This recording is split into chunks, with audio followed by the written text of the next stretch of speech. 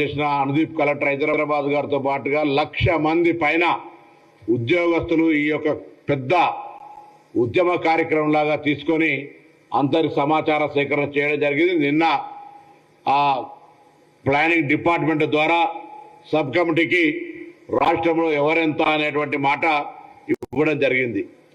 దానికి ఇంకా రేపు క్యాబినెట్లో డీటెయిల్ డిస్కషన్ సబ్ కమిటీ ద్వారా ఇవ్వబడేటువంటి నివేదికను ఆధారికంగా చేసుకొని క్యాబినెట్ లోపల కొన్ని అంశాలు గౌరవ ముఖ్యమంత్రి గారి నాయకత్వంలో భవిష్యత్తు కార్యాచరణకు తీసుకోబడతాయి.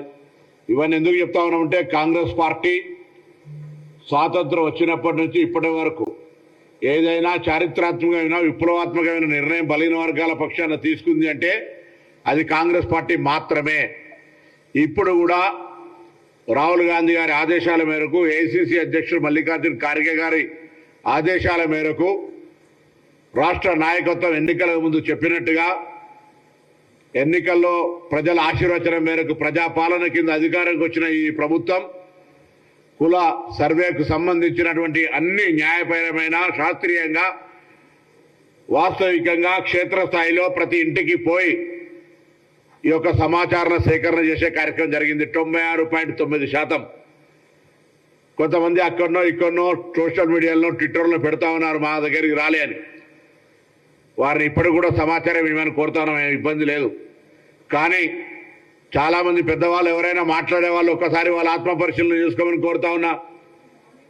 అనేక సందర్భాల్లో బతిమిలాడి అనేక సందర్భాల్లో మీ ఇంటికి వచ్చేటువంటి ఎన్రోలర్కు రెస్పాండ్ కానటువంటి పరిస్థితి నేను ప్రత్యక్షంగా అనేక సందర్భాల్లో చెప్తా.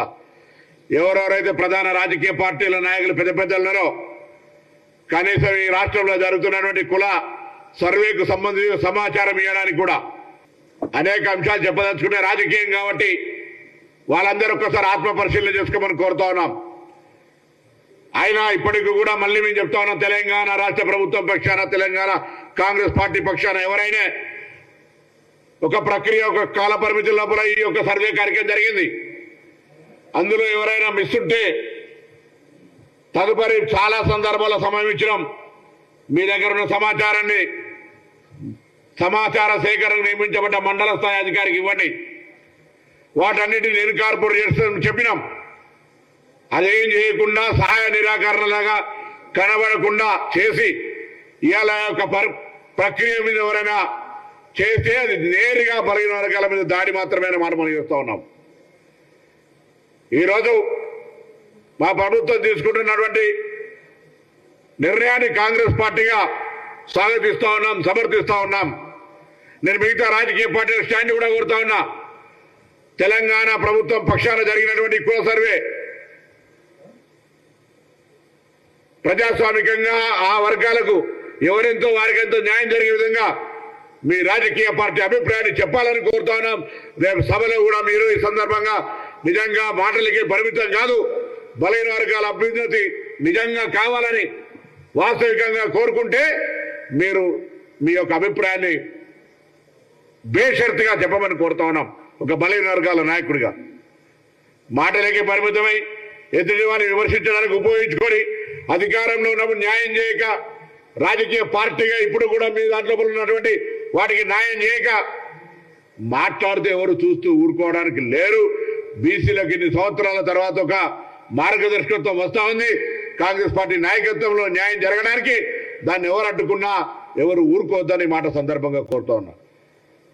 ఈరోజు అందరూ తెలంగాణ వ్యాప్తంగా తెలంగాణ బలహీన వర్గాల మేధావులు, ఉద్యమకారులు, విద్యార్థి నాయకులు అనేక సందర్భాల్లో ఈ యొక్క అంశం మీద ఉద్యమాలు చేసినారు, ఈ అంశాన్ని ప్రశ్నించినారు, ఈ అంశం కోసం దీర్ఘకాలికంగా పోరాటం చేస్తా ఉన్నారు.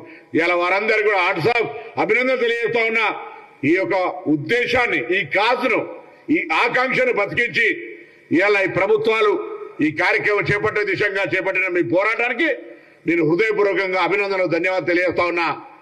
ఇదే కంటిన్యూషన్ గా భవిష్యత్తులో పూర్తిగా మన చివరి అభ్యర్థి దాకా, చివరి వ్యక్తి దాకా ప్రభుత్వ ఫలితాలు అందేదాకా కూడా మన కార్యాచరణ కొనసాగాలని కూడా కోరుతా ఉన్నా. లేదో ఆ రాజకీయ పార్టీ ఈ రాజకీయ పార్టీని కాదు, వాస్తవంగా చిత్తశుద్ధిగా కాంగ్రెస్ పార్టీ బలహీన వర్గాలకు ఏ విధంగా అయితే న్యాయం చేయాలనే సంకల్పంతో ఉందో ఆ సంకల్పం క్షేత్రస్థాయికి పోవడానికి ఎవరైనా అడ్డం పడే శక్తులుంటే వారిని ఎదుర్కొని వారికి ధీటుగా మీరంతా కూడా కార్యనిర్వాహక క్షేత్రంలో ఈ కార్యక్రమం క్షేత్రస్థాయి దాకా పోవడానికి సహకరించాలని కోరుతా ఉన్నాం. తప్పకుండా ఇలా మేము రాహుల్ గాంధీ గారికి ధన్యవాదాలు తెలియజేస్తా ఉన్నాం. అసలు ఈ పూర్తి ప్రదాతలైనటువంటి జ్యోతిబా పూలే, డాక్టర్ బాబాసాహెబ్ అంబేద్కర్ లాంటి వాళ్లకు, మా కాంగ్రెస్ అఖిల భారత అధ్యక్షుడు ఖార్గే గారికి, గౌరవ ముఖ్యమంత్రి రేవంత్ రెడ్డి గారికి, ఉప ముఖ్యమంత్రి భట్టి విక్రమార్క గారికి, చైర్మన్ ఈ కమిటీకి సంబంధించి మేము కూడా సభ్యుడిని, ఉత్తమ్ రెడ్డి గారికి, మిగతా సభ్యులకు ఇవాళ ఎందుకంటే ఇది ఒక చారిత్రాత్మక కార్యక్రమం. నేను చెప్పిన నేను ఒక ఉద్యమకారుడిగా ఈరోజు ప్రభుత్వంలో సంబంధిత శాఖ మంత్రిగా చరిత్రలో నిలిచిపోయే విధంగా ఈరోజు ఈ యొక్క సమాచార సేకరణ ప్రక్రియ శాసనసభలో తీర్మానం ప్రవేశపెట్టి దాన్ని మళ్ళీ అదే శాసనసభ ముందు నిర్ణయం నుంచి నివేదిక దాకా ఈ ప్రక్రియను తీసుకుపోయే దాని లోపల భాగస్వామిని అయినందుకు చాలా సంతోషంగా కూడా ఉన్నా. నేను మా మిగతా అందరినీ కూడా పార్టీ పెద్దలను క్షేత్రస్థాయిలో రేపు శాసనసభలో కేబినెట్ అనంతరం ప్రవేశపెట్టబడుతున్నటువంటి ఈ యొక్క అంశం మీద అన్ని జిల్లాల్లో బలైన వర్గాలకు సంబంధించిన సంఘాలు, కుల సంఘాలు ఇదొక విప్లవాత్మకమైన మార్పును స్వాగతించే విధంగా అన్ని జిల్లా కేంద్రాల్లో కాంగ్రెస్ పార్టీ శ్రేణులు కానీ, బలైన వర్గాల ఉద్యమకారులు కానీ అందరూ కూడా ఈ ప్రభుత్వానికి ధన్యవాదాలు చెప్తూ కార్యక్రమాలు చేయాలని, భాగస్వాములు కావాలని ఆకాంక్షిస్తా ఉన్నా. ఇది మామూలు విషయం కాదు, ధైర్యం ఉండాలి. ఈ దేశంలో ఏకైక మునగాడుగా అవసరమైతే ఆ యొక్క లిమిటేషన్ క్యాబ్ను ఎత్తేసి జితనా ఆబాదీ ఉత్తర ఇస్తాదారి అని ధైర్యం కొద్ది పలుకుతున్న రాహుల్ గాంధీ గారికి అభినందనలు చెప్పాలి.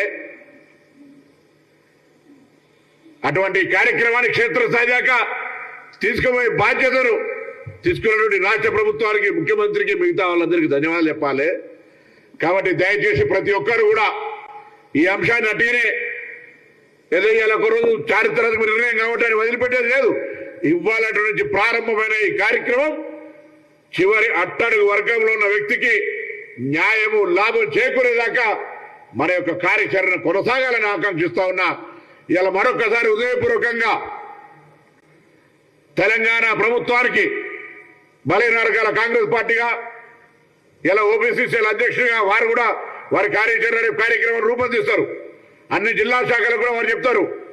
ఈ విధంగా కార్యక్రమానికి సంబంధించి ఇది మామూలు ఆషామాషి కాదు. నిజంగా 1,00,000 మంది గ్రామాల్లోకి పోతుంటే కొంతమంది కుక్కలు వదిలిపెట్టి ఇంటికి రాకుండా ఇచ్చిపెట్టినటువంటి పరిస్థితి, కొంతమంది తలుపులు తీయకుండా కొడితే ఒక ప్రభుత్వ ఉద్యోగి సమాచార సేకరణకు వస్తే చాలా చులకనగా చూసినటువంటి పరిస్థితి. 3.1% ఇట్స్ మైగ్రేషన్ ఆర్ చేంజెస్. కొంతమంది నిరాకరణ ఇయ్యంపో ఎప్పుడు కానీ సమాజంలో అతివాదులు, మితవాదులు, లేకపోతే ఇట్లా రకరకాల వ్యక్తులు ఒక 2-3% సంబంధించి పెద్ద ఆందోళన చెందాల్సిన అవసరం లే. ఈ విధంగా వచ్చిన సమాచారాన్ని వినియోగించుకుంటూ పోతాం.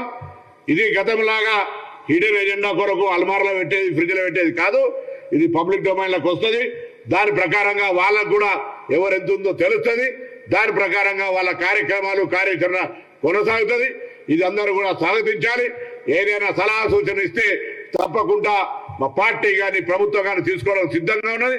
దయచేసి గుడ్డు గట్టికలు లెక్క పెట్టి ఒట్టిగానే ఈ పెద్ద ప్రతిష్టాత్మకమైన ఆత్మ గౌరవానికి సంబంధించిన అంశం మీద కూడా రాజకీయపరమైన దాడి చేయొద్దని నేను అందరికీ కూడా విజ్ఞప్తి చేస్తూ, ఈ యొక్క నిర్ణయం జరిగినటువంటి ప్రతి ఒక్కరికి, ఇందులో భాగస్వాములైన వాళ్ళందరూ కూడా అటు ప్రభుత్వం, ఇటు కాంగ్రెస్ పార్టీ పక్షాన హృదయపూర్వకంగా ధన్యవాదాలు తెలియజేస్తాను.